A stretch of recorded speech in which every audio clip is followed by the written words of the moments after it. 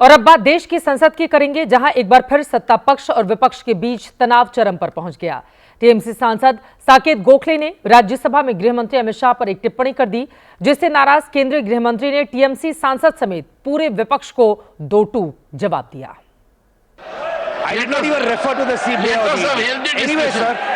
उनको बढ़ाना है तो स्कोप बढ़ा दीजिए। He is free to do that. Rajya Sabha में बुधवार को हुए इस हंगामे के सूत्रधार बने तृणमूल सांसद साकेत गोखले, जिन्होंने गृह मंत्रालय के कामकाज पर चर्चा के दौरान केंद्रीय गृह मंत्रालय पर ईडी, सीबीआई और एनआईए जैसी एजेंसीज के दुरुपयोग का आरोप लगाया।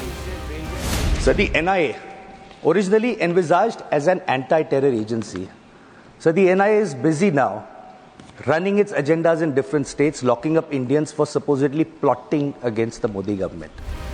इन आरोपों पर केंद्रीय गृह मंत्री ने जवाब देते हुए कहा कि टीएमसी सांसद को यही नहीं पता कि कई एजेंसीज का गृह मंत्रालय से कोई लेना देना ही नहीं है। शायद उनको मालूम नहीं है माननीय सदस्य जी को कि सीबीआई और बाकी सारी एजेंसियों के नाम जो वो बोलना चाहते होंगे एक भी गृह विभाग में नहीं है। ये क्या मीमांसा कर रहे हैं?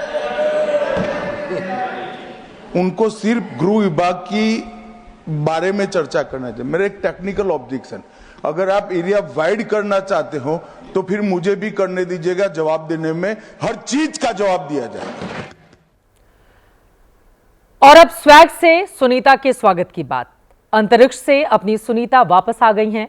सुनीता पिछले 9 महीनों से इंटरनेशनल स्पेस सेंटर में फंसी हुई थी।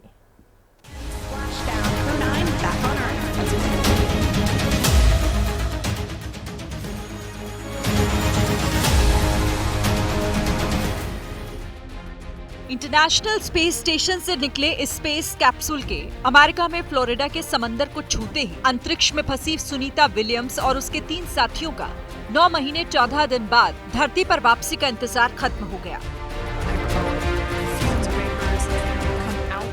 समुद्र से स्पेस कैप्सूल को निकालकर एक बोट पर लाया गया और थोड़ी देर के इंतजार के बाद जैसे ही अंतरिक्षयान के दरवाजे खुले तो अंदर सुनीता विलियम्स और उनके साथी एस्ट्रोनॉट्स अमेरिका के बुच विल्मोर, निक हेग और रूस के अलेक्सांद्र गोरबुनोव के चेहरों पर कई महीनों बाद धरती पर वापसी की खुशी साफ झलक रही थी।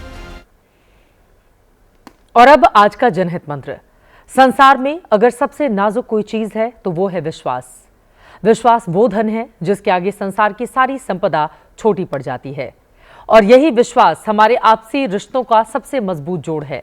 विश्वास है तभी तो रिश्ते हैं। इसी के साथ जनहित में आज के लिए बस इतना ही। देश और दुनिया की तमाम खबरों के लिए आप देखते रहिए एबीपी न्यूज।